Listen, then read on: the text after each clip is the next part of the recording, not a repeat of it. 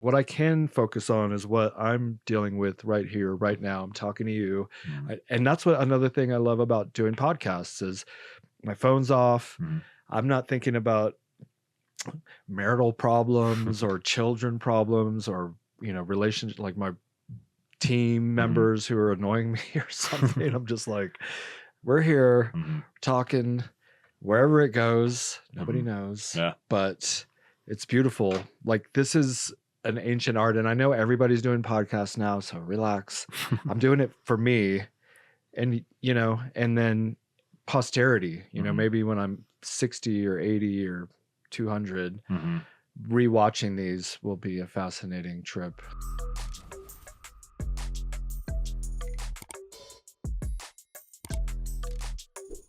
Welcome, everyone, to another episode of the Robert Patton Global Podcast. I am here today with a special guest, as always. Today, we have Taylor Chapman. He's a former Special Forces medic. He's the host of the Veteran Voice podcast, and he is now a Sheath underwear model and commercial actor. Thank you, sir. How are you doing? Good, man. Your energy is so pleasant. I look forward to any opportunity for to be around you. So thanks for having me. Thank you. Yeah, Yeah, likewise. You're always very chill. yeah. I try to be, Yeah. but I mean, I was watching one of your YouTube videos and you were lighting an incense and you were reading mm, like a chapter from Atomic Habits, hmm I believe. yeah, yeah. I want to get into doing more of those. Just like I read a lot of books, so just reading small little excerpts that resonate with me and like a nice, calm, cinematic feel with the incense going in a fire pit or something. So more to come on this. Yeah, I've wanted to do that just for the practice of reading like out loud and not public but Hmm. online, and Yeah, it's just like practicing my flow of speech and yeah. whatever, because you can always be a little bit more eloquent Hmm. Yeah, and you throw a camera in front of your face and try and read. It takes an embarrassing amount of takes to get it right. yeah, But well, I can't read by myself out loud without kind of like pausing. mhm.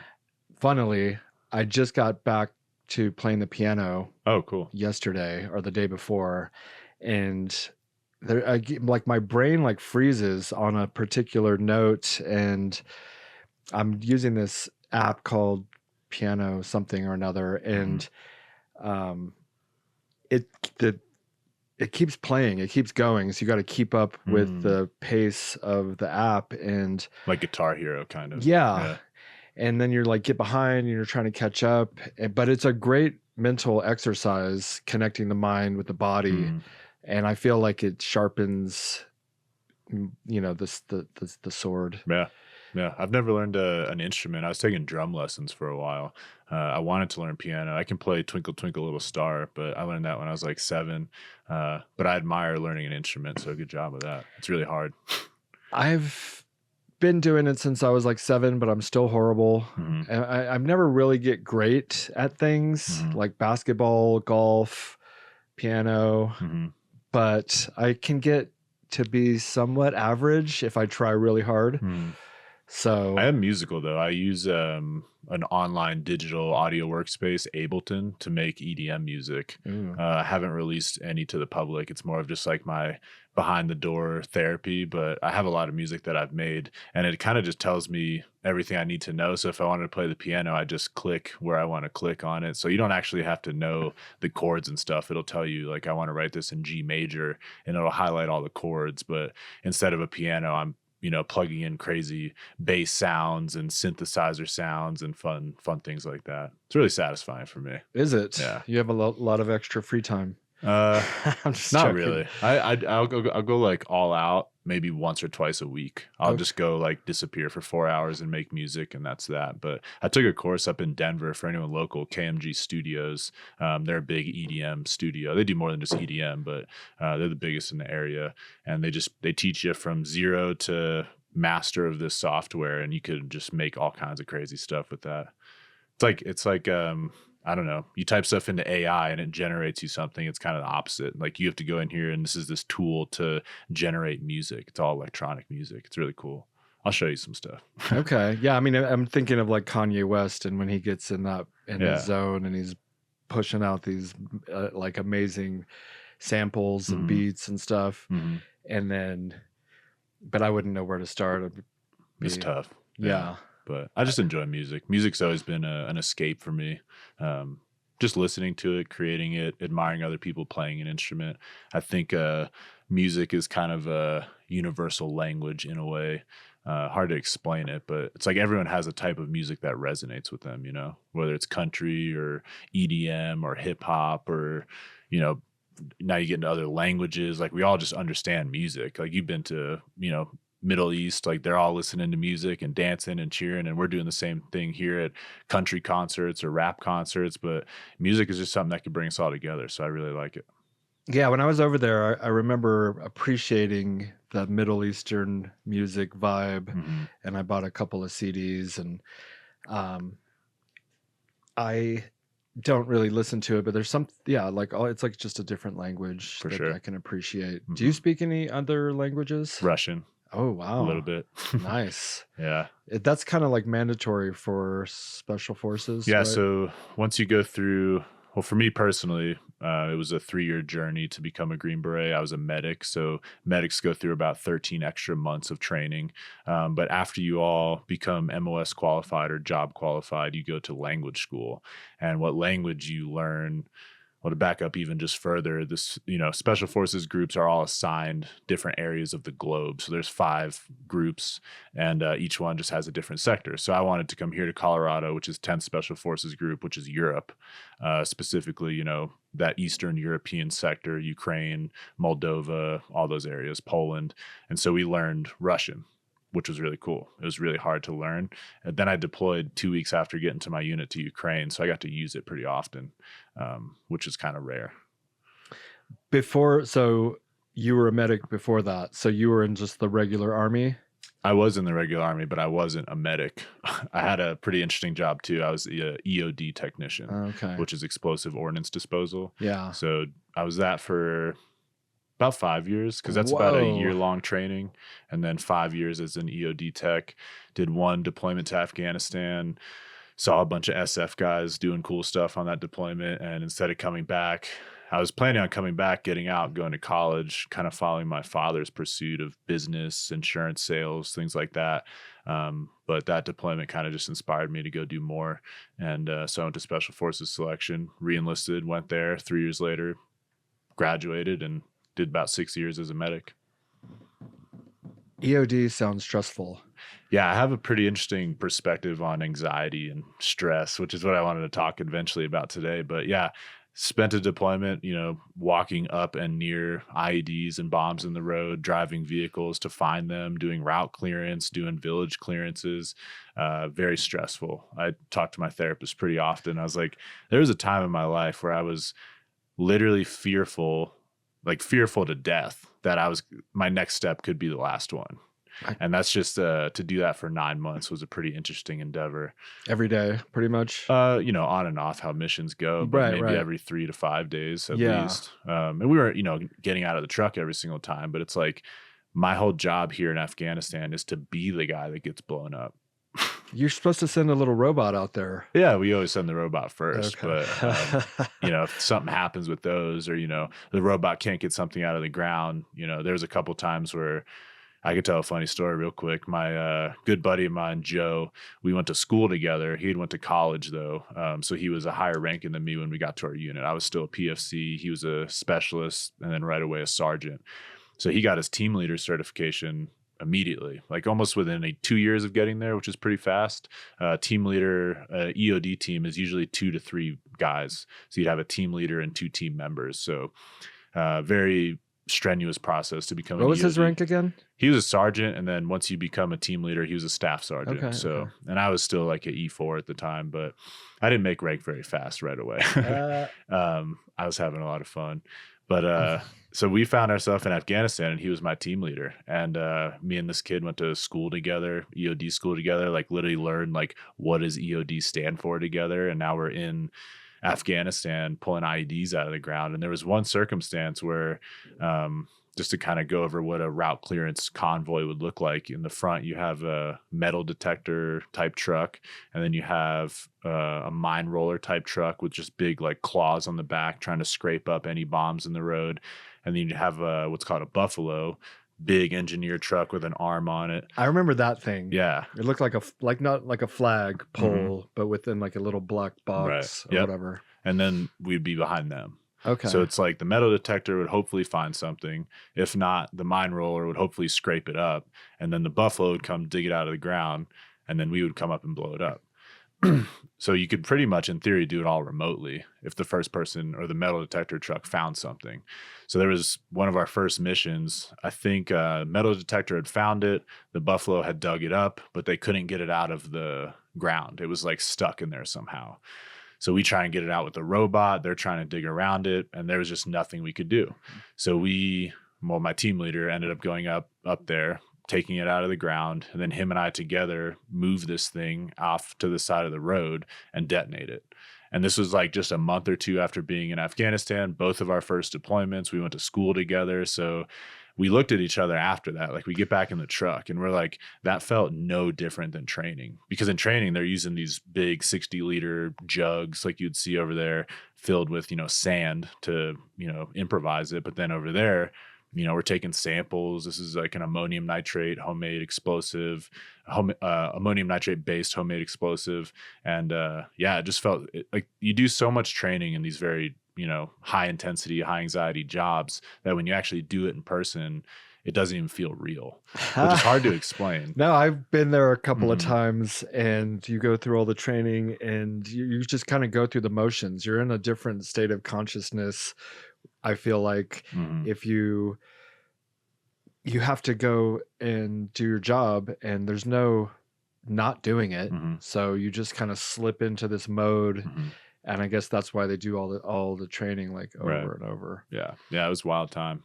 Yeah. We got sidetracked there. Sorry about that. Well, I mean, but the stress of military jobs, I mean, I had a job dealing with casualties, and we had probably a couple of EOD people come through as, the casualty, and we had to process the remains and send it back with the flag draped over the transfer case. And our job was nonstop, because people die at war like nonstop, and you were 24/7. If you're lucky, a couple of days go by without someone dying, but the stress of that, you have to push through. And then when you get back, I guess you kind of deal with it.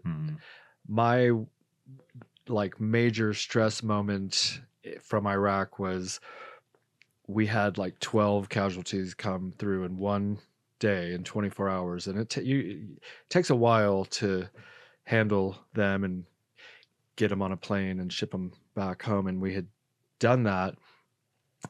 And I just laid down to bed. I'd been up for like 24 hours, and I hear these gravel footsteps walking up to my door.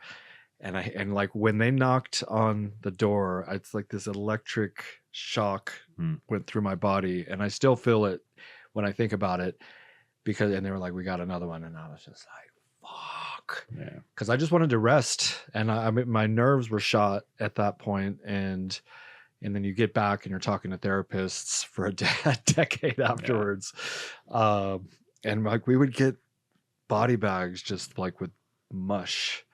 And it, but then if you compare that to a machine gunner on the back of a Humvee, like what's worse? And an EOD specialist going up. I mean, like as you were describing that scene, I'm thinking like it could just like blow up, like for sure. Yeah. And you're just like doing it. Yeah. I mean, training definitely comes into play. That school is a little over a year long. It's down in Destin, Florida at Nav School EOD, which is a naval base. And all branches go there. So Air Force, Marines, Navy, and Army. Very well organized school. I was very young. I joined the Army when I was 18. So I was 18 turning 19, learning how to disarm bombs. Dumb enough to do something like that. I mean, looking young back, and dumb or whatever. I don't know. Oh, for sure. Yeah. Looking back, I have no regrets at all. I mean, I was very motivated by, not doing well in high school. I was just kind of a rebellious kid going out, stealing cigarettes, smoking in the woods with my buddies, skateboarding. And Sounds about right. I just didn't want to go to college. And so that was kind of my motive to join the military. I had a buddy, best friend at the time. His name was Sam Esposito. We were going to join the military together. He was like my rebellious buddy. Like we were always in the woods, riding bikes, never doing any like crime or anything like that. But we were just building dirt ramps in the woods, and we'd be out there till midnight. And I mean, we were just like, we're joining the fucking military, dude. Like we're not meant for regular society. And at 17, unfortunately, his parents were going through a divorce. I think he kind of fell off from our friend group, maybe got into some drugs or something, but ended up committing suicide when we were 17. So I think, that was my motive to join the military. And then like to do EOD, that was just young and dumb. But I did have some motive to join there. Father and grandfather were also both in there. But back to what we were saying, like I just think the training is so important because like I said, that first time that we did disarm an IED, those first couple times, it didn't even feel real. Because for like my entire maturing adolescent brain from 18 to 19 into 20, when I graduated, I was learning how to disarm bombs and IEDs. So now I'm 22 in Afghanistan, and it's very much like a part of my maturation process was to do dangerous shit. And I think about that often. Like we're not fully developed until 25, they say. So like how did learning to disarm hazardous explosives affect me? It's just a normal aspect of my life, like stress, chaos, like thinking something could happen at any given moment. It's ingrained in me at this point. So Yeah, and like how does that apply to normal life? Or like transitioning into non-military life, there's thinking through problem solving and just how do you think that training has helped you since you've transitioned? It's definitely helped and hurt, starting with like how it hurt. I think oftentimes my brain will like make something up or like think of reasons that this situation is stressful or is a threat when it's not. I think a lot of veterans deal with that, but I just think mine is probably in the 90th percentile of that. But as far as how it's helped me, I thoroughly enjoy processes. Like before when we were setting this setup, like it's really healing and satisfying, almost satiating for me to go through a process of setting something up, like to lead, to go through this step-by-step, well thought out, brainstormed process to get to an outcome. And then that desired outcome is achieved. Like for me, it doesn't matter what it is. Like I don't care if I'm cooking breakfast, like cubing up the potatoes, putting them in, getting my onion ready, put some spinach and spices, and I'm crisping them perfectly. Like it's almost OCD to a point, but it's like at one point in my life, that saved my life. Like being that methodical, that meticulous, that well thought out has saved my life many times. And then going into special forces, I was a medic.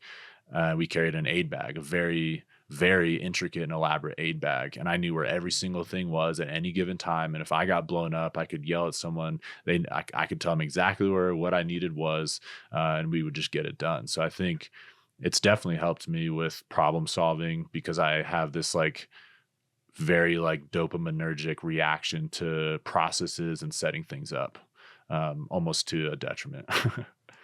Well, there's like a flow to that, like being in the zone when you're doing a process, like if you're climbing, scaling a mountain or something, and you're all other thoughts escape the mind and you're just doing the thing.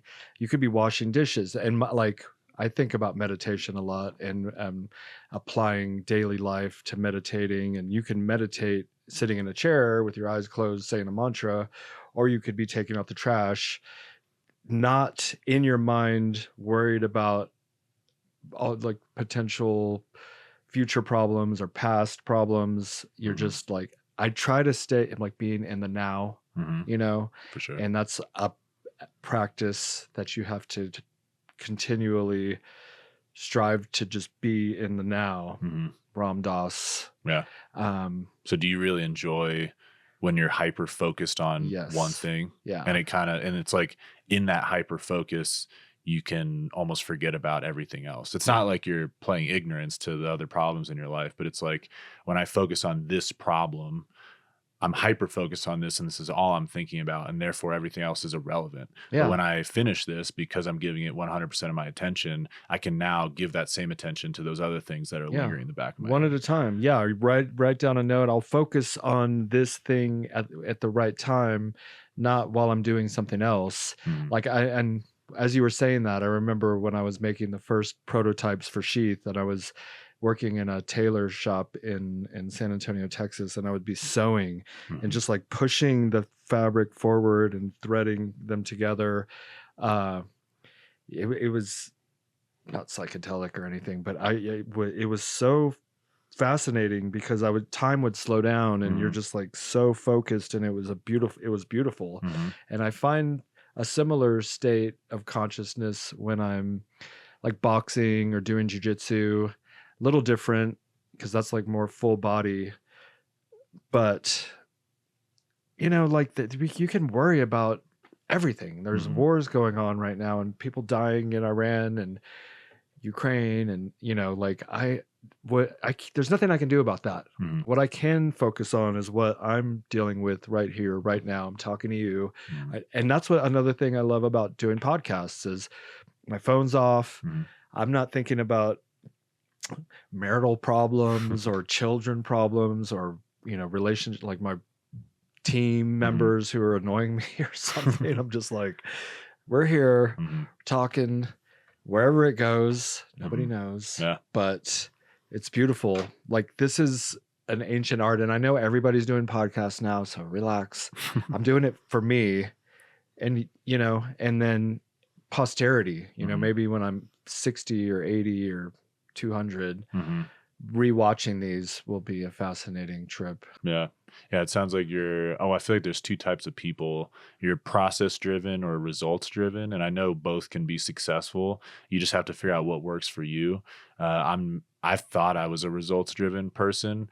Like going back to my military stories, EOD was a year-long training. And the whole time I was dedicated to getting that badge. We get this badge and they punch it into your chest. I was like, that's what I'm going for. Nice. And then, Green Beret, it's obviously putting that Green Beret on. But looking back, as I've reflected and talked to counselors and things like that, it was the process of getting those things that satisfied me, which is why I went from EOD to special forces. And then everything in there, I was going to schools. I went to free fall school, air assault school, every school you can imagine. School. Yeah. Let's talk about it. Well, no, but like, it's like, when you get to the top of the mountain, you're there, but it's not being on top of the mountain, it's the journey, and I'm butchering however that's supposed to be said. Yeah, I don't know. Is there even a top then? No, that's what I'm saying. I don't think so, because every time we hit a milestone, a successful whatever milestone, it's like 2 seconds of patting yourself on the back or celebration, but I'm ready to like, okay, good job. Let's keep going. Yeah. That was my whole effort in the military for 13 years was every time I achieved something, it was what was next. And I wanted to do that thing the best that I could. And then it was almost like, I have so many memories of standing at a graduation and getting this award. And it's like in that moment, I didn't even care. I was already thinking about the next thing. So it's like, some people just have this very weird, programming that it's the process, not the result. Like at no point would I want to stand in front of a stage and be like, I've accomplished this thing. It's more like, I've, been through this process. I learned so much on the way, and the result inevitably was the accomplishment, but I'm already on to the next thing. It's a weird idea. I mean, it's making me think about, I gave a speech to a group of veterans like a few months ago, and it was cool, but like, you're not going to like bask in this glory of like, oh, look at all my accomplishments and cheer for me. I was trying to share what I did to get to where I am so other people can follow their dreams and make progress. I was reading or listening to some podcast, and for me, if I just make a little bit of progress, then I can feel content. But if I'm not making a little bit of progress, I'm moving backwards and I feel like I'm drowning or something. Right. And it's stressful. Mm-hmm. And we day to day, like Buddha says, life is suffering. And because you have these moments of happiness, this perfect moment of a beautiful relationship or like this successful moment with a business, but then it doesn't last. Not for me. I don't think it lasts for anybody. Yeah. Well, there's science behind this. I mean, the hormone dopamine is released when you're pursuing something. It's not when you've accomplished something. And I think that's a system that we can really screw up if we, go for that, quick gratification, whatever, Sexual, plug and play there. Yeah, whatever it drugs, is. But whatever. yeah, perfect example is drugs. And it's that delayed gratification that releases sustained dopamine in some kind of process. And I know you asked me a minute ago, but if this helped me at all going to these trainings, it was that I created this dopamine reaction system in myself to really enjoy both mentally and physiologically the process of doing something. So this will take a slight turn because I'm thinking about our commercial shoot that we just did, and it was like these 10-hour days of shooting. Well, whatever, relatively. Is it out yet? Is it a secret? No, okay. No, I haven't even seen anything. And but like during that process where I'm the financier, I guess, ultimately, and I'm not a real part of it. It was so stressful, and there was no real gratification during the process. I'm just like seeing dollars and more time, more money. Yeah, like we had this whole set of like a dozen people, and I'm just like, oh my god, every second is like $100 or something. You held it together good though. I did not tell at all. Okay, well, you guys killed it. It was like fun. Just memorizing those lines to me was so impressive. And you were like, repeating them or with like a boss, which is what you need to do in that scenario. Right. How was that process then? I loved it. That's what I mean. I had that little notebook, and each scene had its own page, and each line within each scene had its own page. And I just knew, and I had it all color coordinated. Like I knew once we got through this scene, I knew which line was coming after that. So it was like, as I'm looking at the camera saying these lines, I already knew what was coming next. And it was like, when we got done with that scene, okay, that's one step done with the process. And I just wanted to do the best I could in the creation of this film. It's like once I'm done doing my part, I've done that to the best of my ability. So now it's in Clint's hands or your hands or wherever it goes. Hands. Yeah. And I love that, man. Like we get in life, we just get so stressed about the end result or what people are going to think of us or how the little thing is going to come out. But all you can really control is how well you did it.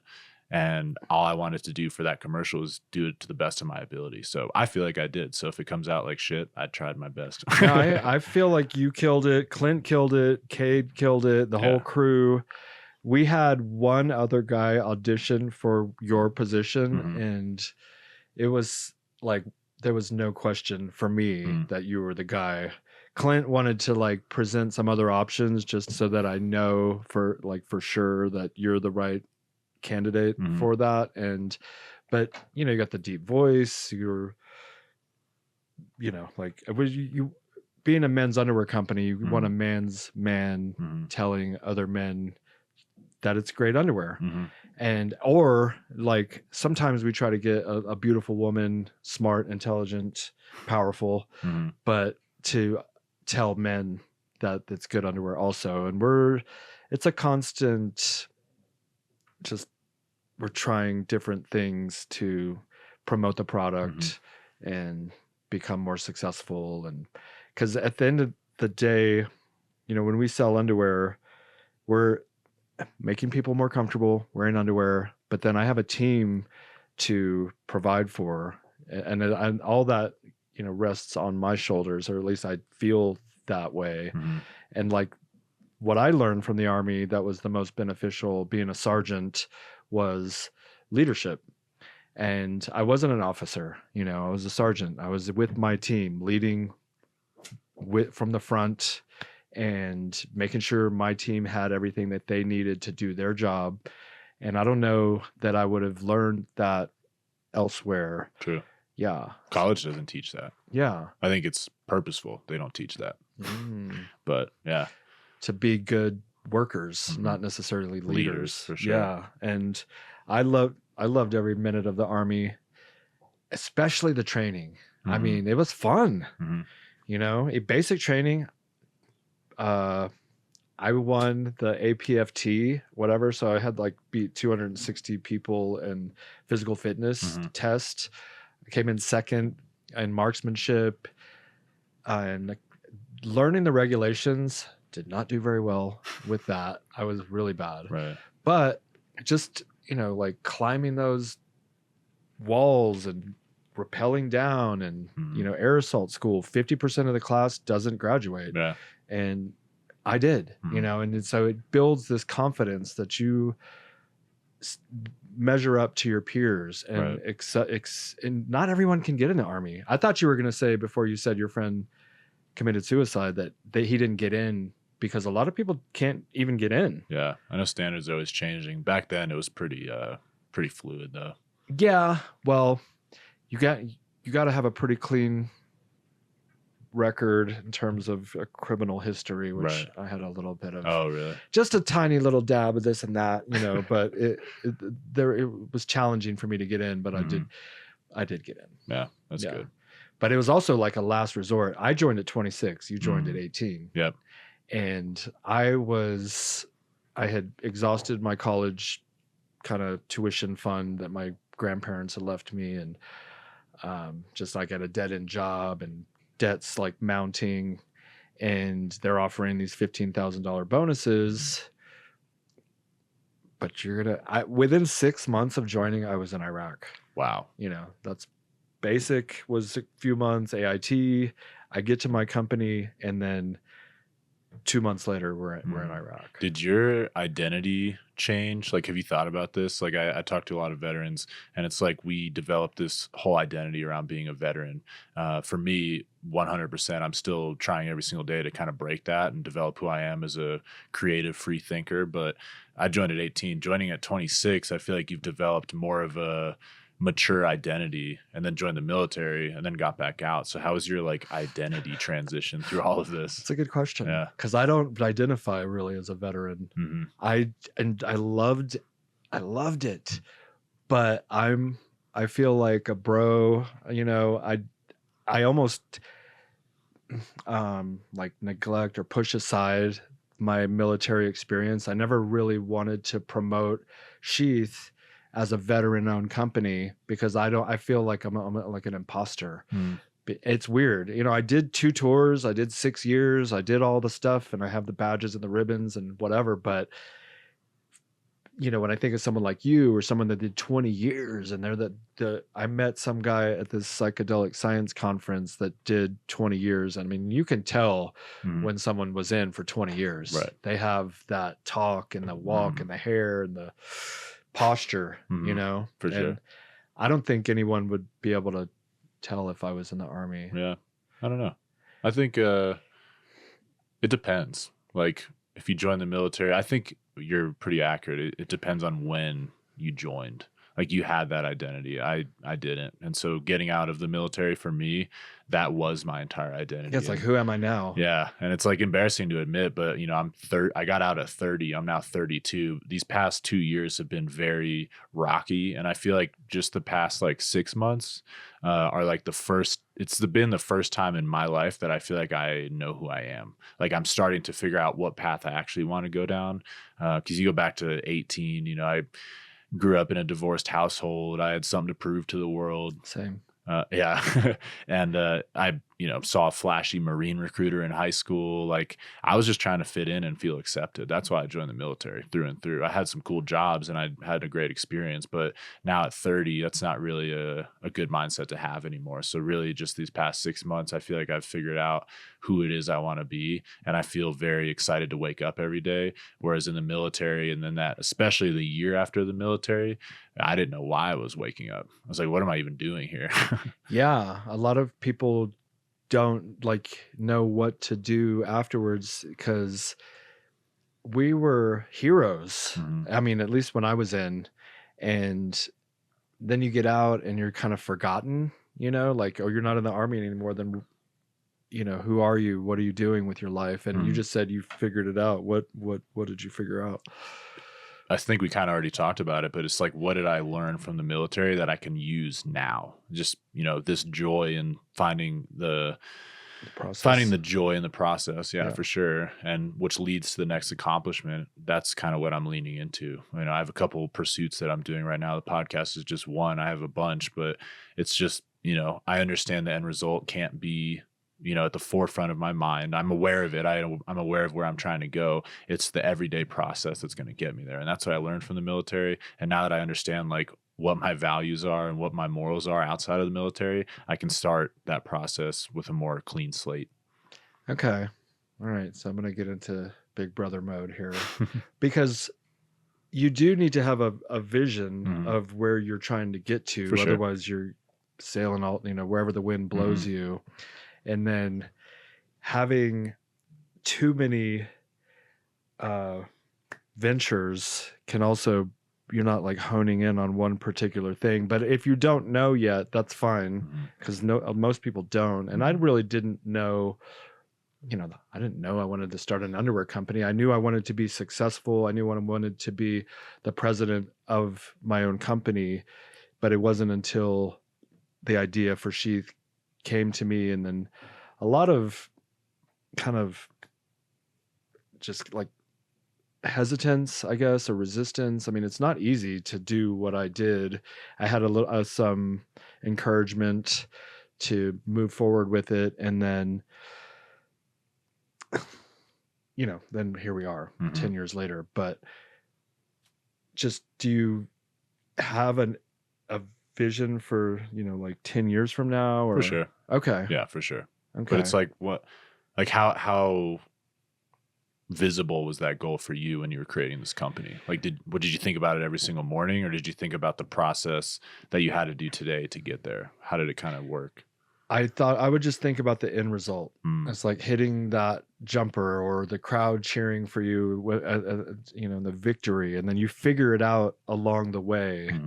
And because there was a lot of time where we weren't making any sales. It was like a waiting game to like let the brand be accepted or pushed out into the public kind of organically, because we didn't have any money.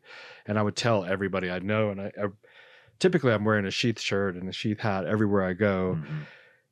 I would like paint Sheath shirts, and everything was about Sheath, but I wasn't making progress. I was just like doing random stuff, like painting a shirt. I mean, it did, like, I think I'm making progress, but months would go by and we wouldn't even sell one pair of underwear. And it was really funny when we got our first advertising partner that I paid, $1,000.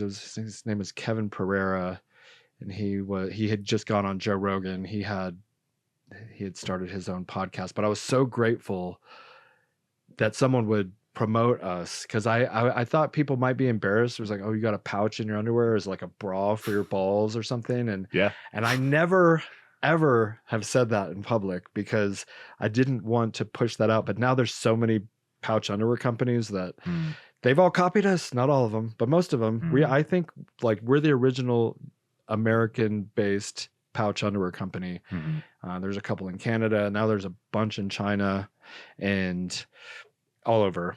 And like so many other brands that were not pouch underwear companies, they're incorporating a pouch now, like major brands. You know them. I'm not even going to mention them.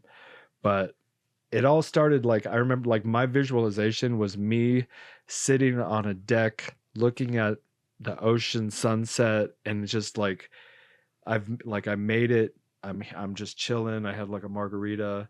Like, it's a weird visualization, but I'm like overlooking the ocean, and I'd like, that was my successful vision for where I wanted to be. And now I'm overlooking the mountain, a little bit different, but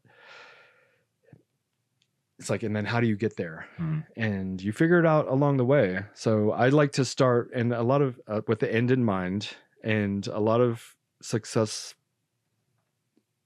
talkers, people that, you know, like Tony Robbins and I read Think and Grow Rich and The Secret. Those are like my two Bibles, but like they say, you'll figure it out along the way. Have you read either of those? Which book? Which two? Think and Grow Rich, and there's The Secret is a book, but also it's a movie. Okay. Yeah. Well, highly recommend it. I've recommended it in like every podcast. Yeah. I'm just trying to think. The only closest thing I have is becoming a Green Beret. You've been a CEO of a multi-million-dollar company. They're comparable in like the process and the amount of effort it takes to get there. So throughout my 3-year process of becoming a Green Beret, I didn't think about it every day, but in the process, I thought about what does a Green Beret do? You know, what do I have to do every day? What habits do I have to create? What skills do I have to hone? What, you know, what other steps need to be taken on a daily basis to be a Green Beret? And I feel like that's helped me in my process. So, you know, Green Berets do what? They're great at shooting. So when we're at the shooting range early on in the course, it's like, okay, I have to learn this weapon system. And now I'm breaking this weapon system down. So I know the ins and outs of this M4 or Glock or whatever we're shooting that day. And that is kind of how I got to the end result. It's like I thought about who I'm going to be. I'm going to be a Green Beret, or I'm going to be an EOD technician, or I'm going to be a CEO of whatever. Well, what does a CEO of a $50 million company do? Okay, he reads often. He's always getting smarter. He's a good listener. He's a friendly communicator. He treats his employees well.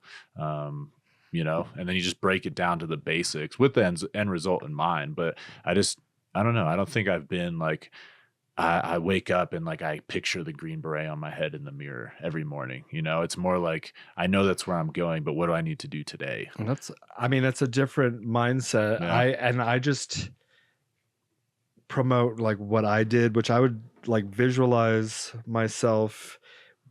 It's just in these scenarios where I was speaking in front of a crowd and they were cheering because I'm telling my story about how I was successful, and I picture myself in a vault full of cash, which it's kind of developing your imagination a little bit, or trying. It's not easy, honestly, to just picture yourself in this place in the future where you want to be.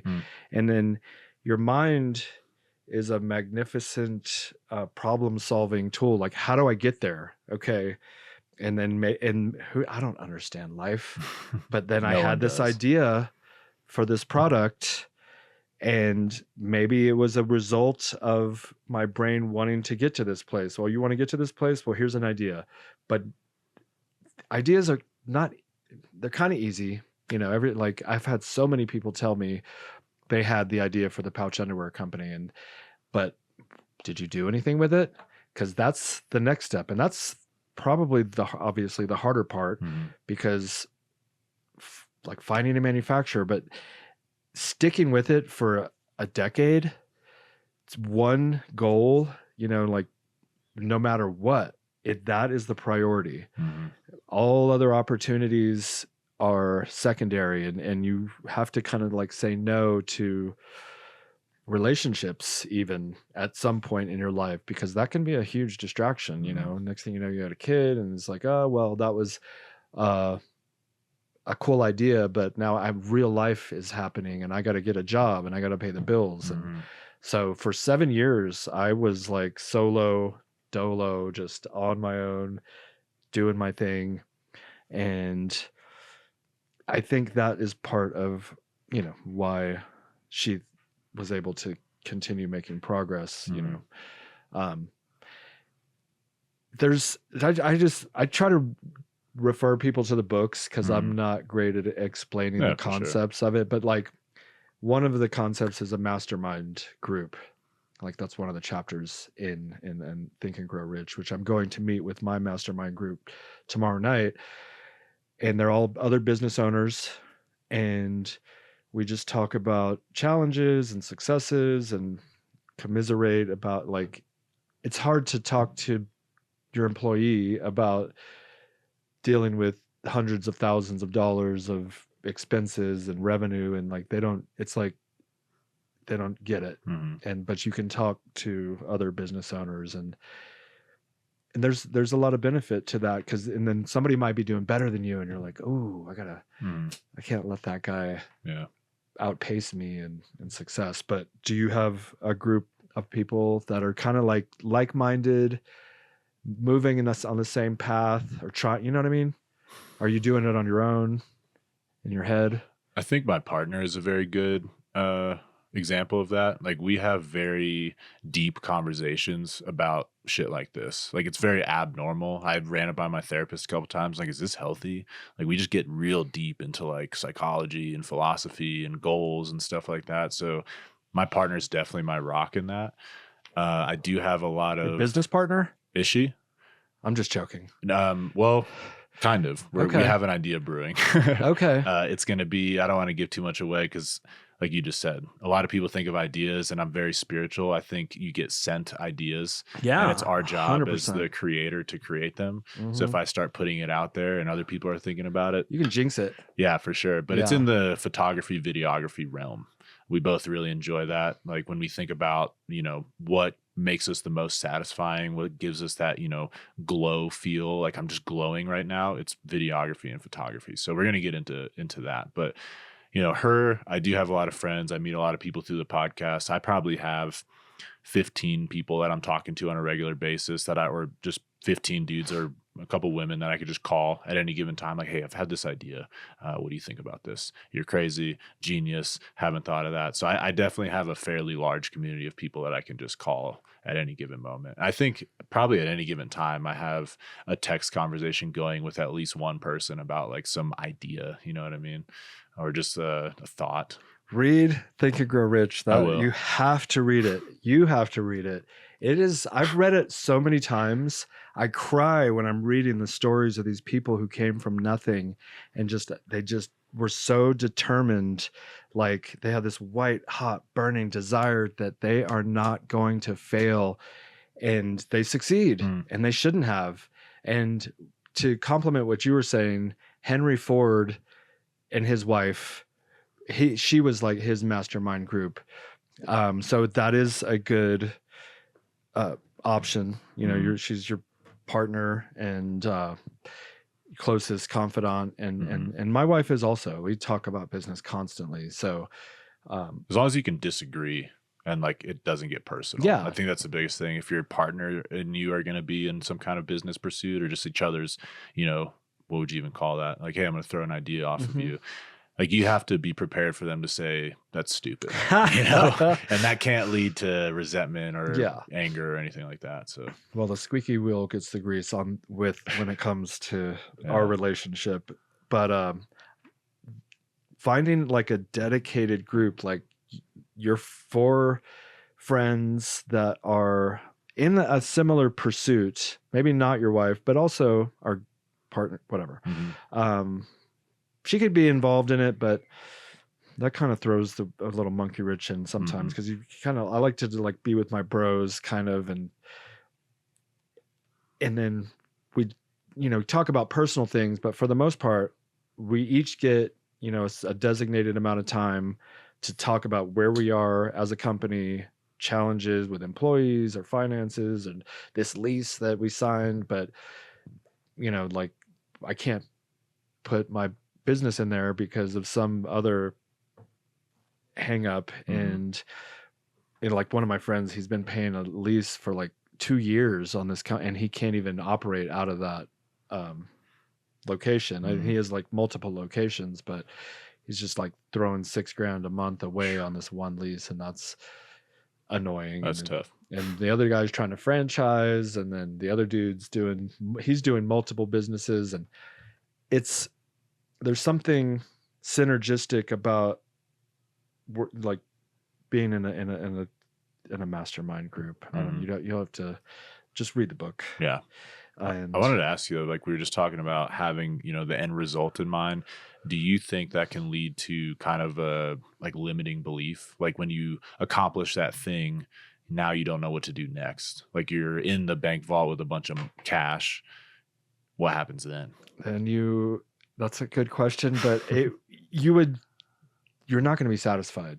You're never going to find you're like the top of the mountain where you get all the recognition. I mean, all the recognition and glory and satisfaction because you're in the vault, and then that becomes normal to you, and you want more at that point. And not so much more things, but maybe just making progress regardless, because there's always going to be someone richer, there's always going to be someone smarter, all the things that you could possibly compare yourself to. And you just want, like, then it's, what can I do with that money? I guess then I'd maybe turn into like a philanthropist or something. Yeah. And how can I help people get to where I got, or their golden pot at the end of the rainbow. Yeah, makes sense. Yeah.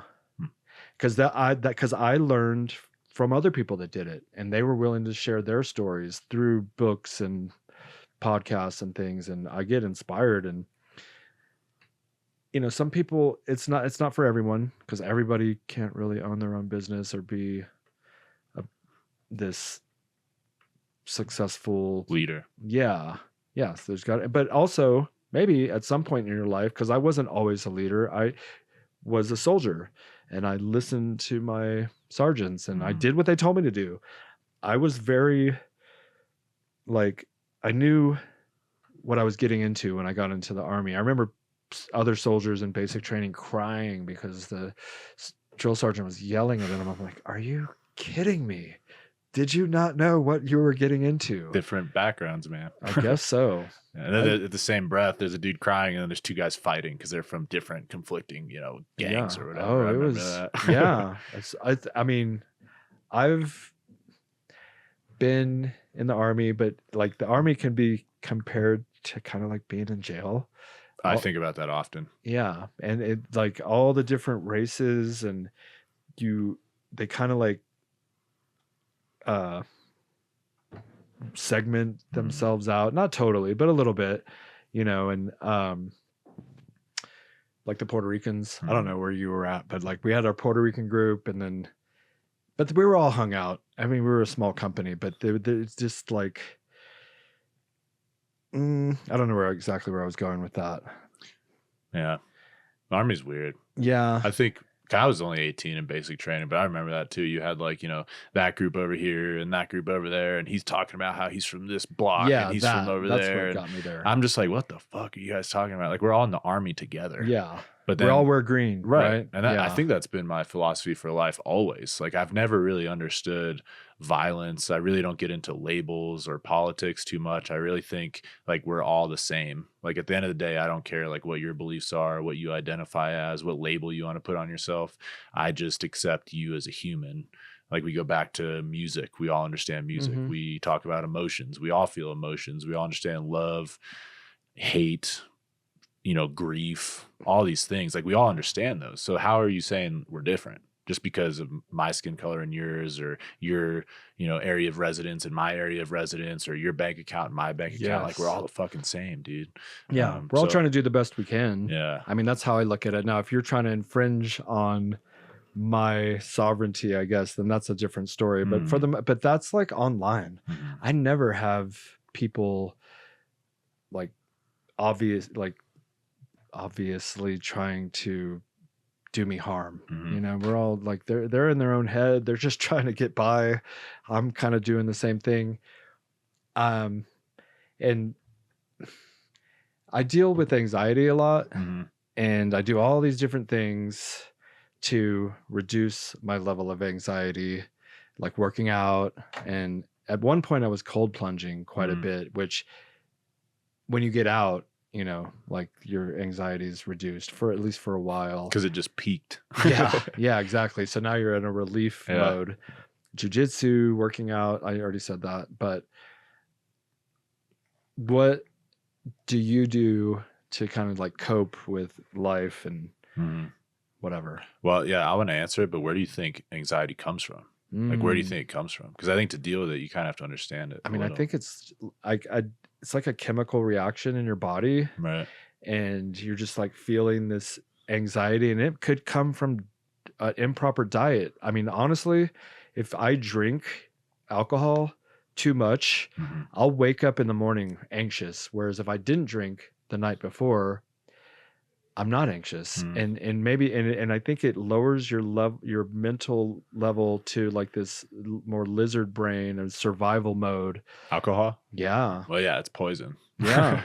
Yeah. And so now you're in this weird anxiety that's basically a chemical reaction. Your brain shifts into like you're worrying about stuff that if you were more conscious, which so if you weren't drinking as much, you would have like a higher level of consciousness and you would know that it's okay. Mhm.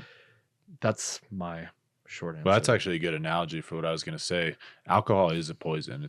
We're not meant to consume it. You know, it makes us feel this weird buzz that we think we enjoy. I don't think we really do. But it's like our body knows something's wrong. And so you wake up anxious because now you're in a withdrawal state because you drank the night before. So you're more anxious. And I think that's what anxiety is. It's just a signal from the body that something's wrong.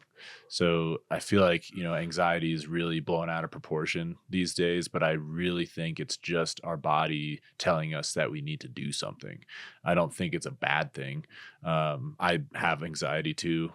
You have anxiety, but I try and really think about what is causing it. So if I think about what causes anxiety, it's some kind of stressor in my life, right? Like, you know, you have work stress, you have, you know, all kinds of stress. But if you think about the word stress, imagine like an iron beam that's being bent in two directions, this direction and this direction, and in the middle it's stressed. So that's what stress means. So if you apply the word stress to the brain, it's like I'm being pulled in this direction or this direction. So I have two conflicting decisions or desires that I need to figure one of them out. I like to use examples. So like a very understandable example is I want to be in shape. I don't want to go to the gym. I'm stressed. Yeah. You need to pick one or the other so that that beam can relax and your mind can relax. You can plug and play so many examples here. Like, I want to lose weight. I don't want to eat vegetables. Like there's so many here. I want to be a millionaire. I don't want to do the work required to make that kind of money. I want an amazing partner. I don't want to put in the work to be an amazing partner. There's so many examples, but it's like you just have to figure out which one you want to decide so you can let the other side of the beam go and just be not stressed. And I think anxiety comes from developing too many of those, you know, stressors.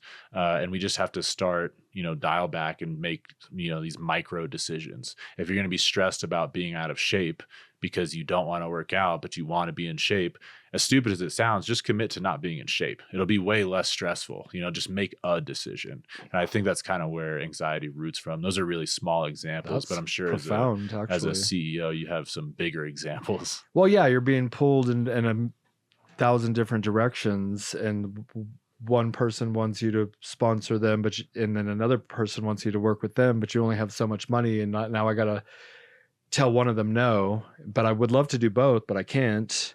And so that stresses me out because I don't want to let anyone down. And this is constant. I'm sure. You know, and you develop these relationships with these partners and you think that you're friends, but at the end of the day, you know, it's just a business relationship. Yeah. And yeah. I think a common one right now, we can just maybe go through a couple examples, but I want people to like me. I want to be myself because we're not secure in ourselves, or maybe we don't even know who we are. We're trying to be what everyone else wants us to be. So I think that's a big stressor right now in society, or just, you know, probably just American culture in general. But we want everyone to like us, but we also want to be ourselves. We don't think being ourselves will cause people to like us. I don't know. But then people might like you more if you're your true, authentic, genuine self, because then that gives them the permission to be themselves, you know, and we're all trying like to be something that we're not. That's something like that you see on Instagram, these perfect bodies, and they're so happy and they're in this great relationship, and you know, and you're like got a little bit of extra fat on you, and you know, maybe you just got into an argument with your partner about some stupid shit and you're not as successful as you want to be. And I'm relatively successful. I have a beautiful wife and partner, but like, I don't know, like I still want to be more successful, and I Mhm. want the relationship to be perfect. And it's just you're striving for this perfection when all you're really ever going to have is like moments of perfection, Mhm.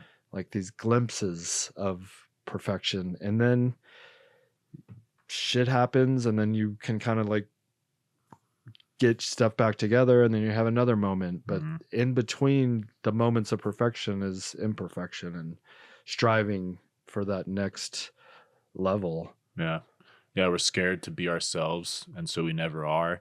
And then the people who actually want to meet you never get the opportunity to. So the right people who you're supposed to have in life, you never get the chance to meet them. And then all the people who actually accept this artificial version of you stick around, and then you wonder why all your relationships fall apart. It sounds so stupid, but you just have to you have to figure out who you are without any noise, without any influence, without any other opinions. You just have to figure out who you are, because only then will you attract people who appreciate that version of you. Like we all have the friend who goes from relationship to relationship to relationship, and then they're 40 and they're like, I don't know what's going on. I'm still just playing the field. It's because they try and put on this mask to gain validation from the person they're with at the time, and then it falls apart because that's not sustainable. And then if you just take that year or two to figure out who you are, you'll finally attract someone who accepts you for you. Yeah. I've been down this path. It wasn't until getting out of the military that I figured out who I was, and I started actually attracting things that appreciate that. And it's been very eye-opening. That reminds me of this movie called Anger Management with Adam Sandler and Jack Nicholson. And he's Mhm. like, "Who are you?" He's like, "Oh, well, whatever his name is, I'm an accountant." Who are you? Right. Like, and so it's like it's hard to describe who you are. Yeah, for sure. I wouldn't know how to describe who I am. Yeah. Let's try it. How would you? I am I'm an entrepreneur. I'm Robert Patton. I try to be a good person. Try to like help people do better, inspire people. But who are you? I like to just meditate and just be. I am just a human. I'm just a soul inside of this body trying to figure out what's happening. And I think I know what's happening sometimes in my own little slice of the pie of the world, but Mhm. I don't. It's a tough question. Yeah, who are you? It shouldn't be though, right? Like it should be the easiest question to answer. I don't know. I trying to think about it while you were going, but I don't know. I would say I'm a very creative individual that appreciates connection. And I think those are some of the most important things in life. Like it's our job to create things, whether it's tangible, like a painting, or create a good space with somebody or with a group of people. Like we're creators, we're emotional, creative beings. So I just really try and embody that. But Yeah, I would say I'm a disciplined, honest, creative, hardworking person. I feel like that was a way better answer than me. I just thought about it. I'll do a journal entry Because I about am I am a disciplined, honest, creative person. Yeah, I mean, like that's you said. Who are you? This is who I am. And yeah.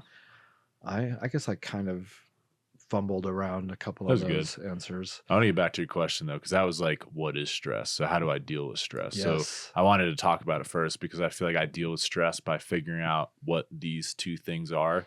Like, what am I actually stressed about? Write the shit down. Just get a Mm. notebook going and figure out like, what is it? Is it a financial issue? Are bills tight? Is it a love issue? My relationship is struggling. Is it I haven't created something in a long time?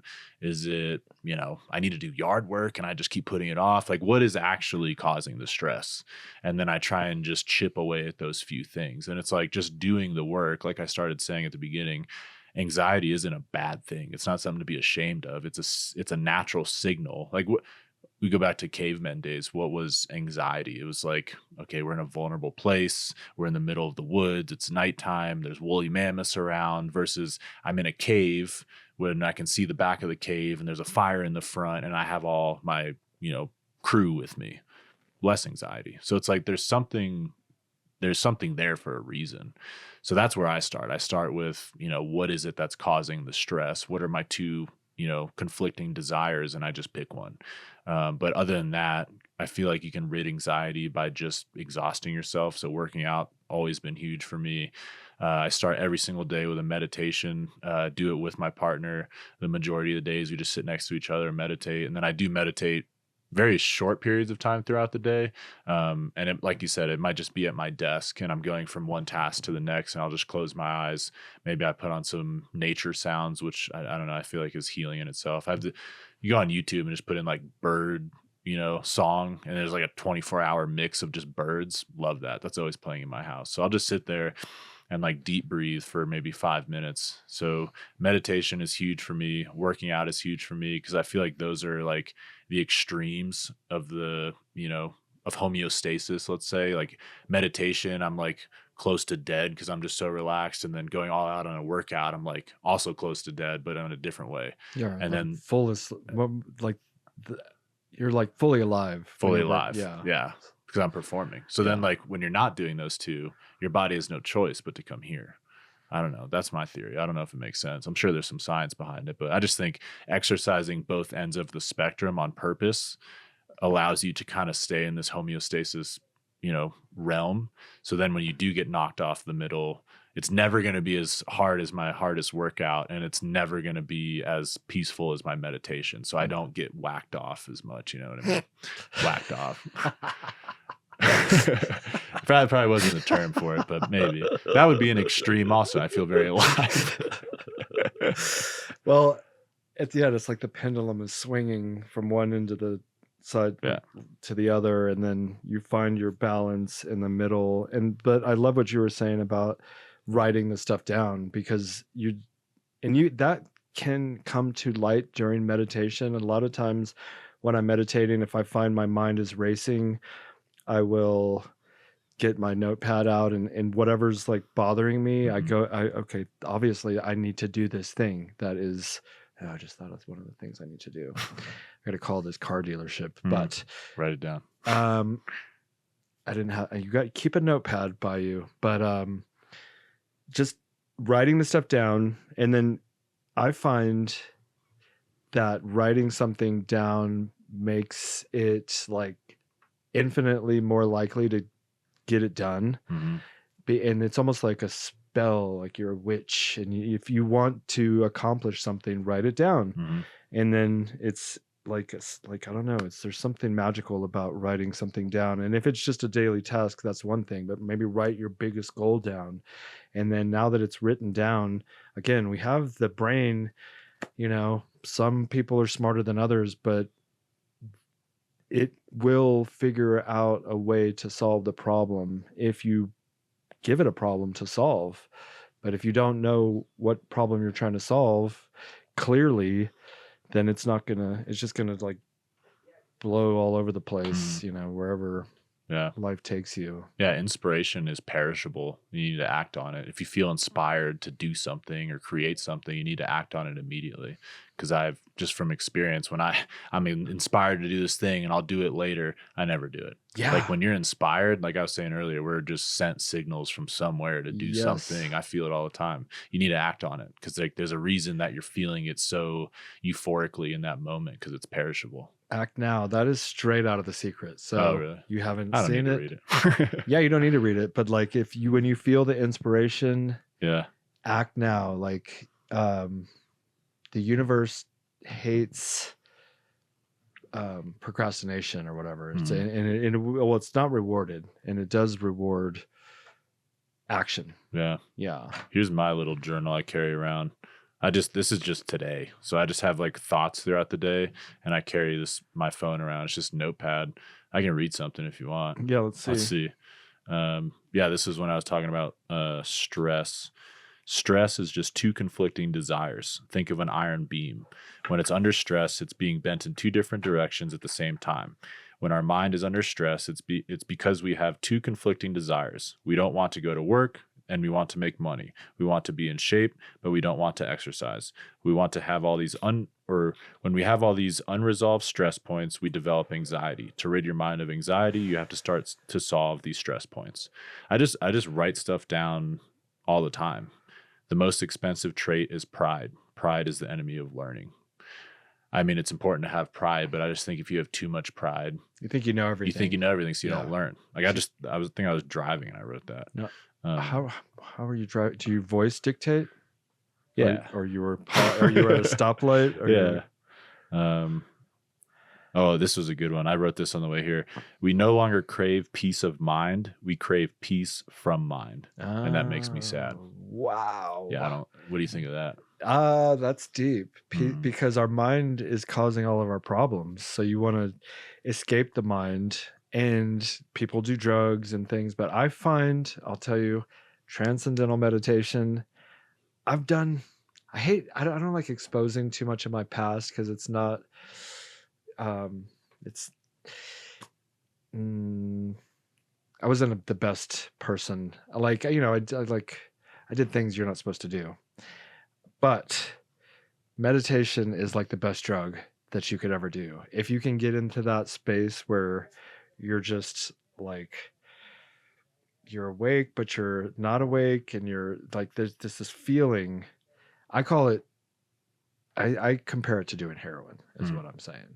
Never done heroin. Exactly. And I don't like telling on myself with certain things. So I'm not saying that I did, but I'm comparing it to doing heroin. And it's like this warm peace that you don't want to come out from, but it's natural. And like the amount of time it would take to go find a heroin dealer and buy the heroin and risk death, because people don't want to take the time to meditate.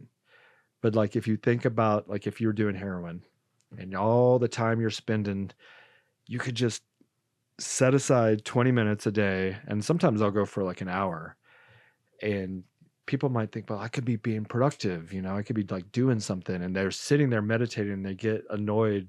I need to move. I got to do something.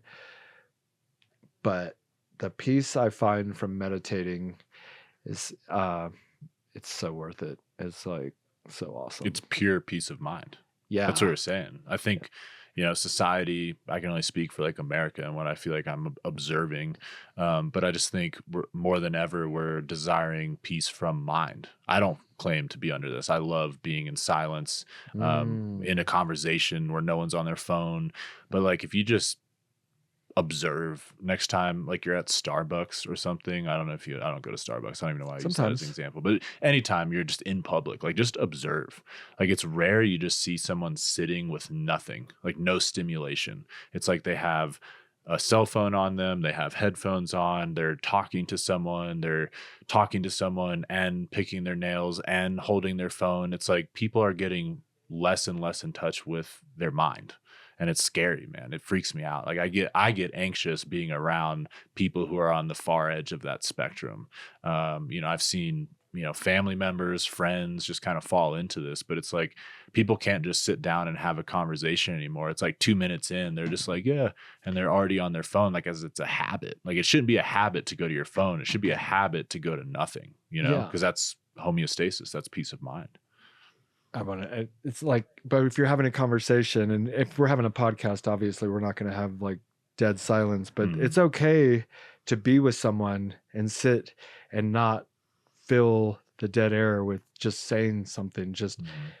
I feel like you always have to have some kind of like external stimulant, whether it's your phone or TV or newspaper or book or whatever. Like, I sit with myself, and it takes a few sessions, maybe 100, to get all the chatter out and write it all out.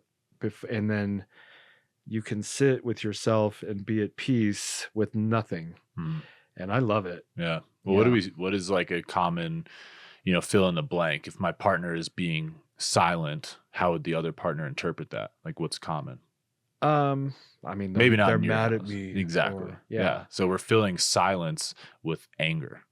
And it's just a thought in the observer's mind. Like, if your partner, you're on the couch watching TV or something, and they walk by, they go to the kitchen to get a cup of water, and then they go back upstairs, and then later, he or she is like, are you angry at me? Yes. You know, I've been in relationships like that. I'm like, what the fuck are you even talking about? Like, I crave silence so much. And if I'm like in a friendship or a business relationship or any kind of relationship where my silence is observed as anger or aggression or anything like that, that's just your own trauma being projected onto me, frankly.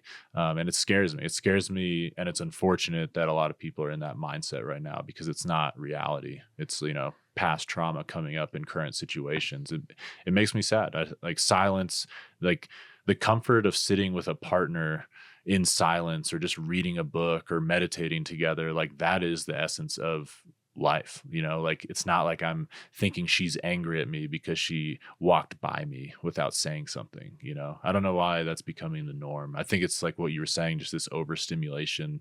You always have a phone or a computer or a book or whatever. We don't ever take the time to just be quiet. So when we are in silence, we get uncomfortable and we automatically start thinking it's bad. That worries me if society keeps going this way. Yeah, to fill the void. Just chill. It's okay. I'm not mad at you. Now, counter that point would be if there is an existing kind of like rift between us, that silence can like multiply or like manifest itself where you start coming up with why they're mad or how they're bad, and where if you just talk it out, you can resolve an issue. And I feel like, so communication, obviously when there's some kind of issue pending between two people, like rather than like silence can exacerbate it for sure. Yeah, you start imagining and like just imagining all the things that they're thinking and that their position, and whereas if you just talked, you could actually you know, get their position. Yeah, if silence is uncomfortable, the silence needs to be broken. We just communicate what's going on. Yeah, what's the deal, bro? Yeah, it's all good. Yeah, and I mean, and I've had that, you know, I have a bunch of employees and sometimes they will not get along, and then now they're not talking, and then that not talking can span months, whereas when they finally talk, the issue is resolved. And I was like, well, you could have done that 2 months ago. Yeah, I thought you were mad at me. I thought you were mad at me. I'm not mad at you. I'm not mad at you either. Then why do we do that for 2 months? Like, just communicate, you know, it's so easy. Yeah. Well, I loved that analogy of the stress or the anxiety from the steel pole. That was and then just like picking one of the things, I would say it's easier to just go work out. Yeah. Than to mind fuck yourself into, you know, it's like, just get up and go. Then that's the anxiety saying you need to do something.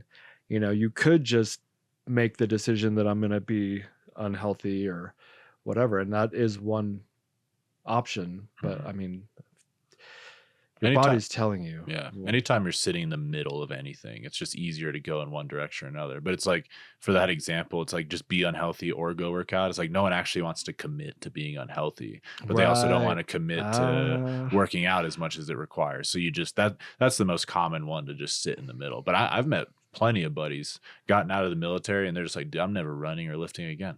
Like, I just spent 20 years lifting and running, and now they're, you know, just drinking out of shape, but they're freaking happy. Okay. At least they made the decision. Okay. If they're happy, then yeah, I don't condone that decision, but at least they have peace of mind. Yeah. Well, that's an okay. I'd like to see a few examples of that where they are actually happy. But if you, I mean, you say they're drinking and just unhealthy and out of shape, and they're for the happy. most part. I mean, there's a sense of, you know, freedom in that. Yeah. I don't understand it. I wouldn't be happy, but yeah, at least they've committed to one or the other. Yeah, that could be cool. I get so much anxiety when I drink, yet I still do it. Yeah. I still, do you? Yeah. You don't take me for a drinker. I mean, I don't get drunk, but I'll every now and then. I mean, if I have like, you get to order a margarita, and then they put more tequila in there than you. Yeah. You don't know how much is in there. You just drink the whole thing, and then you're like all faded and whatnot, and it's cool. But I like a little bit of wine, maybe a beer or two. But at the end of the day, it's not worth it. Yeah. You know, when I got out of the military, I kind of did like a hard reset of my life. This was 2023. I was 30. I just kind of took a look at everything I was doing like from exercise to drinking to eating to pursuits, whatever. I just like wrote it all down. I was like, what is serving me? What isn't serving me? Alcohol was something I just chalked up as I don't need it. I don't need it. I love it. So 2023 was my last drink. I don't ever plan on drinking again. You shouldn't. I don't like it. Like I don't even like or enjoy being drunk. Yeah. And I don't, yeah, me either. I don't like, there's like this happy place, like right around 1 or 2, like 1.5 or something. But it's like you said earlier, it's poison, Mm-hmm. you know, and I fully believe that. Yeah. I bet you feel better after a cold plunge than after one beer. Yeah. Yeah. I'm not a cold plunger, but I've done it. I get it. I haven't done it in a while because I got sick twice in the past couple of years after a cold plunge, which wasn't because of the cold plunge, but my body was already kind of like fighting something. Mm.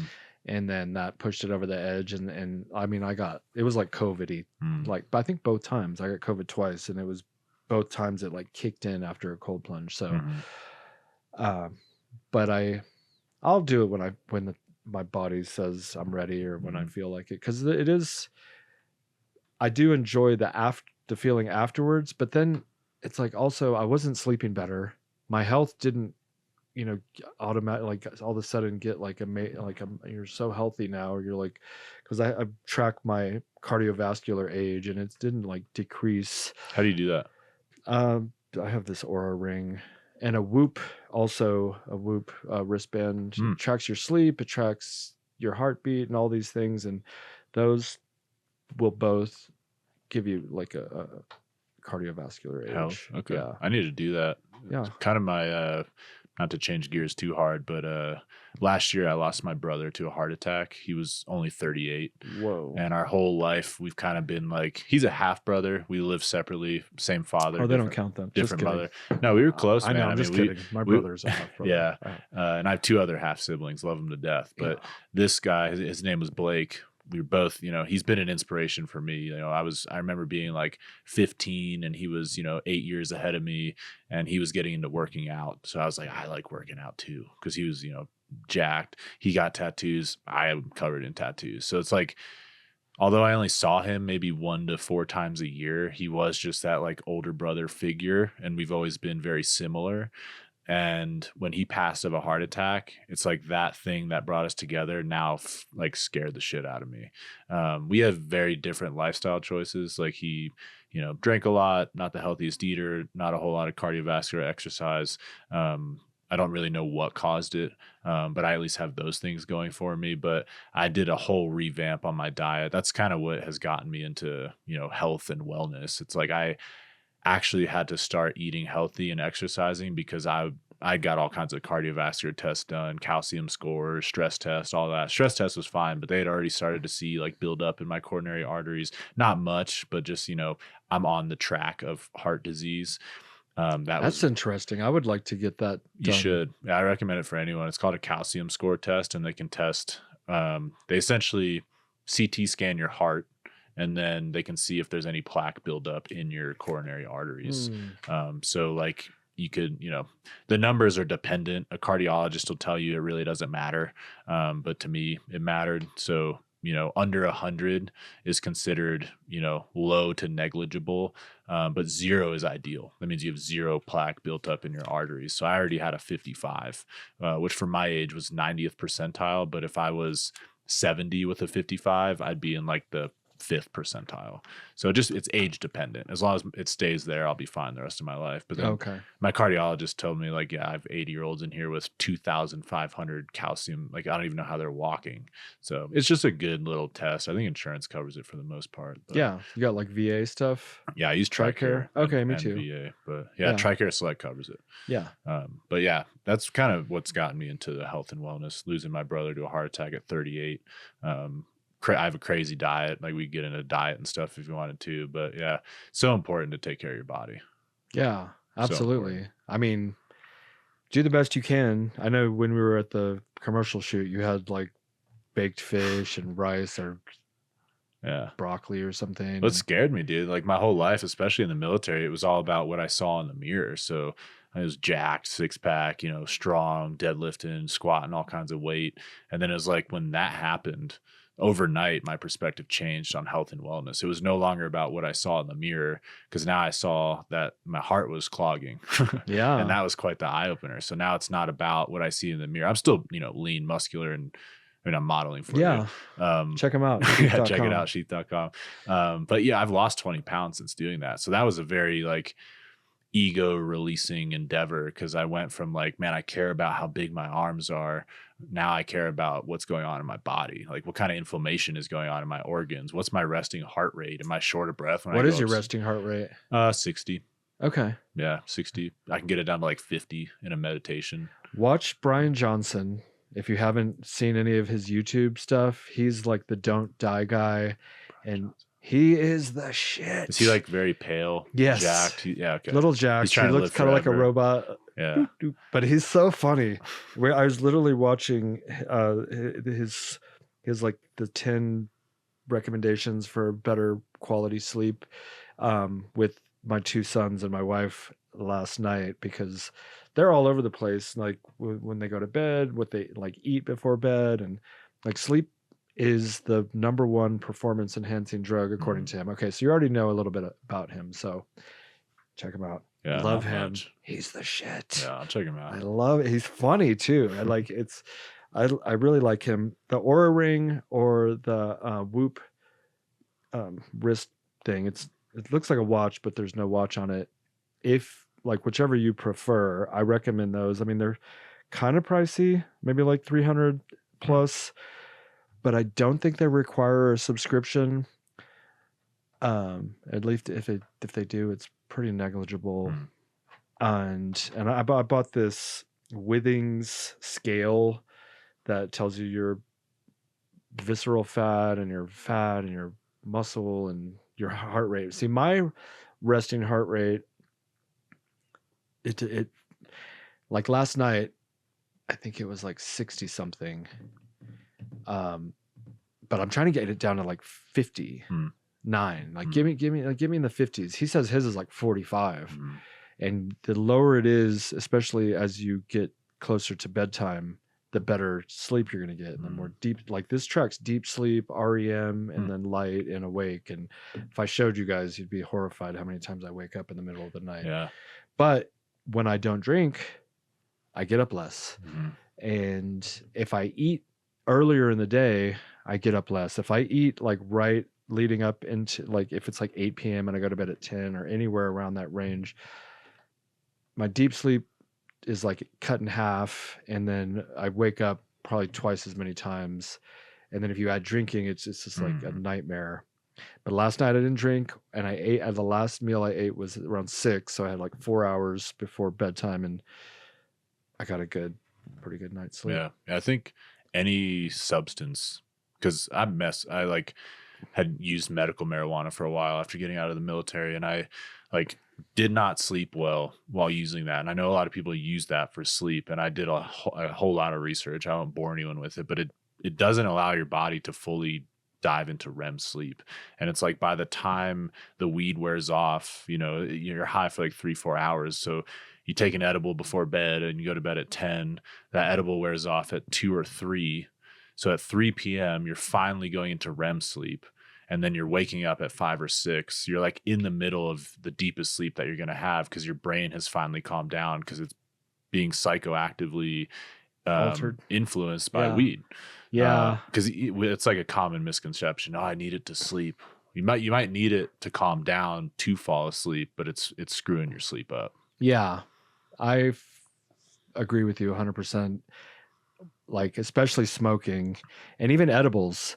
And I could get into some nuance with certain edibles, but like at a very low THC level that I've found have helped me. But like if you just take a 10 milligram gummy, even though it's an indica, like it screws up my whole nervous system, and I'm like tossing and turning all night. So I can't smoke before bed or eat gummies unless it's a very specific one at a very low dose. And I've found that is kind of helpful, but I honestly feel like if I didn't do anything, that would be the best. Yeah.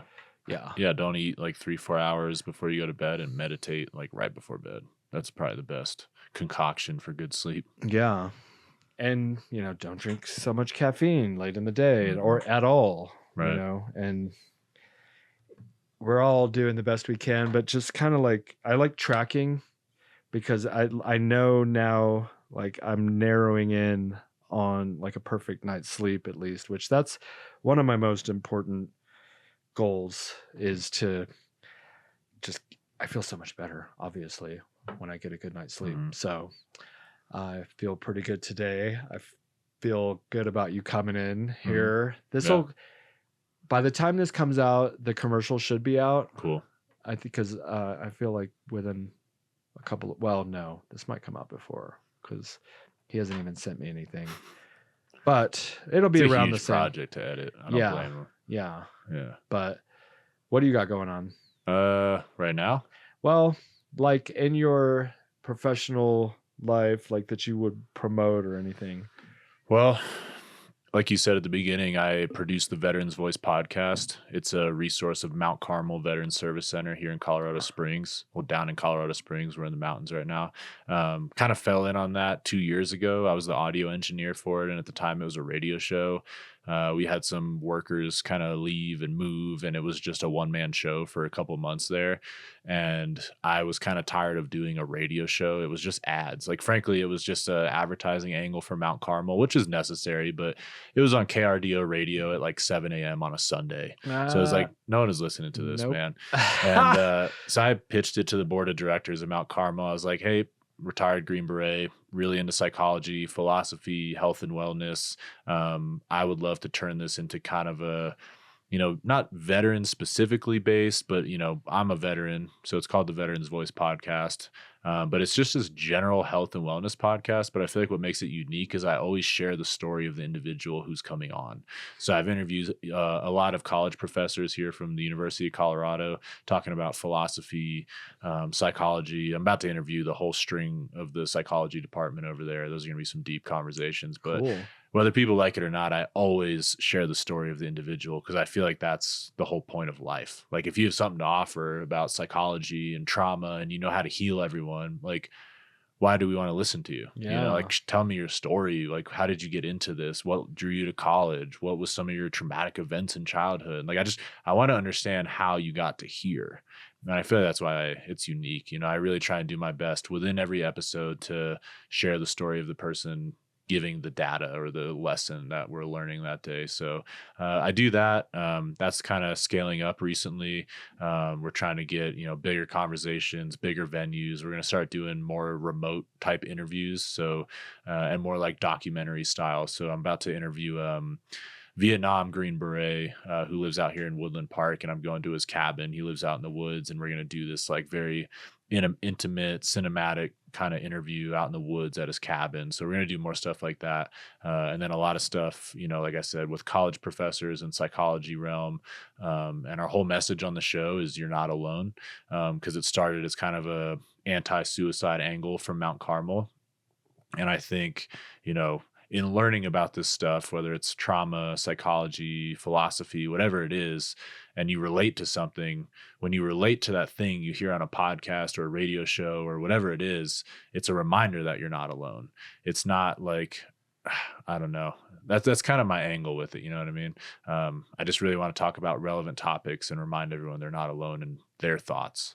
So yeah, we're all going through it together. Yeah. Even just whether you're a veteran or just a regular old civilian, we all got our own struggles. For sure. And we're all not alone. Yeah, exactly. I mean, even though you're like trapped in your own brain, and we're just, doing the best we can. Yeah. I think we need to come together more than ever, I think, right now. Like, with the political environment, the wars going on, like we started this conversation out, like there's so many labels and dividing factors in society. Like I said, I don't care who you are, what your beliefs are. Like, I bet you understand what heartbreak feels like, because I understand what heartbreak feels like, and you know what failure feels like, and I know what failure. I don't care if you're Muslim, red, blue, Chinese, like we all understand it. Yeah. So like, why can't we let that kind of be the unite forefront? us. Exactly. Yeah. I think we're almost there, hopefully. I hope so. We'll see. It's wild times, dude. Yeah, Like with AI and just like the political climate, but like who knows where AI is going to take us. But we're about to find out, and we might have to fight AI. Really? Just kidding. I don't Love you, follow it AI. too much. I don't know, but Yeah. it's like movies. I just watched, what was it called? Mountain Head. I think it's called Mountain Head on Prime. It's about these 4 billionaires, and they meet up at this really fancy house in the mountains, and one of them developed AI that's so realistic that people are using it to like put on show that in the news that this wars are happening across the world, and like all this chaos is happening, but it's just AI. Is that a movie? Yeah. This is something I've been thinking of for a long time. I've journaled about this. I was like, I think the downfall, or at least some kind of minor societal collapse, is going to be because AI takes over media stations and it portrays this like downfall of stuff. Like, and you look outside and like nothing's going on, but it might be in like a made up city in like a country, and like in that country, like just take the recent, Iran situation. I don't want to get into it, but like, what if that wasn't even real? Yeah. And then they were feeding Iran the same thing that,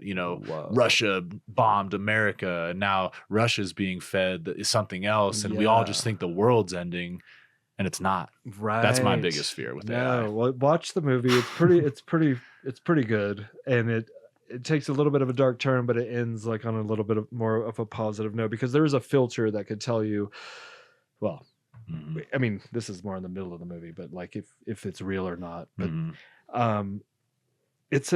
I like watching and listening to really successful people because they're fascinating. I listened to this podcast called the All In Podcast, and it's 4 billionaires, and they're talking about very high level economic, international business affairs and stuff, and they're also just guys. It's fascinating, the socio-economic differences from the guy selling drugs on the corner to the multi-billionaire, but they're both hustlers, and I don't know, I prefer to look towards what billionaires are doing, and people villainize them. I don't necessarily do that. Pure jealousy. Yeah.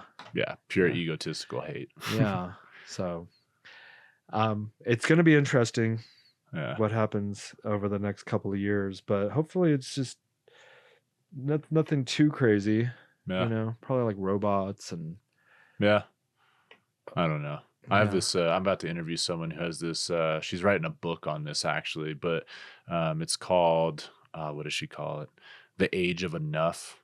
And it goes into how we can use AI to essentially take the place of most work. Because like up until this point, we've been raised from a like ideology of scarcity. So it's like work harder, make more, prove yourself through effort. And I think through that, we've dysregulated our nervous systems quite a bit.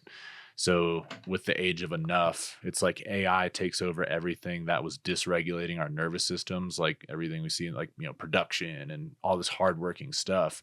And then it's like the next movement in the Age of Enough is I have enough. And the way you prove yourself is how regulated your nervous system is. Nice. So it's like how calm, cool, and collected and level-headed are you? And that's kind of your way to prove yourself in society. It's no longer like, well, I was up at 4 and I went to bed at 11 and I did push-ups in the middle of the night. And like, it's not that anymore. It's like, no, I actually got 8 hours. I meditated. I'm very calm today, and I'm here for you to listen. Nice. Like that's now the new thing. It's kind of this cool idea, but that'll come out on our channel in like 3 weeks or so. Nice. What's her name? Something. I know her name. We're like best friends. Why does it just stop ringing a bell? She owns a clinic here, Solvum Clinic. They do Traeger therapy. Angela Darling. See, I gave you a second. Yeah. All right. You ever do that? I just said 100%. Yeah, it's too much. You seem very put together and like intelligent. And well thought out. And appreciate it. just express yourself very clearly, where I'm like, well, I'm doing a podcast, LOL. And that's been another episode, ladies and gentlemen, of the Robert Patton Global Podcast. I'm learning, trying to get better, doing the best I can. We're here with Taylor, the man, Chapman. Thank you for joining me. Yeah, man. Can I ask you a closing question? Absolutely. It'll be quick, just quick answer. Would you rather, or what's your outlook here? Change yourself and accept the world, or change the world and accept yourself? What was the first thing that Well, came I to mean, mind? you can't change the world. Nice. Yeah. All right. Yeah. I like it. Yeah. Change yourself and accept the world, because we're the only thing we can change. Yeah. Exactly. I think people are getting that backwards right now. Yeah. But yeah, I'd been asking a lot of people that. I was curious. Yeah, well, it's just, you don't want to answer too quickly, but because you want to be your authentic self. I don't want to change myself, but you can adjust slightly, like tweak the knobs on your perception of the world and accept it. Because you can't change it. For sure. Yeah. Cool. Well, thanks for having me on, brother. Like I said, your energy is so pleasing. I would describe you as like very kind and sweet. Like, don't take that wrong. But like, you're a very sweet person. I enjoy being around you. So thanks, Taylor. I appreciate you. And I mean, like, I try to surround myself with awesome people, and so just the times we've spent together have been pleasant, and I feel like I'm a better person just by hanging out with you for a little bit. So that means a lot. Appreciate it. Yeah. All right. Thank you, everyone. See you guys. See you soon. Peace.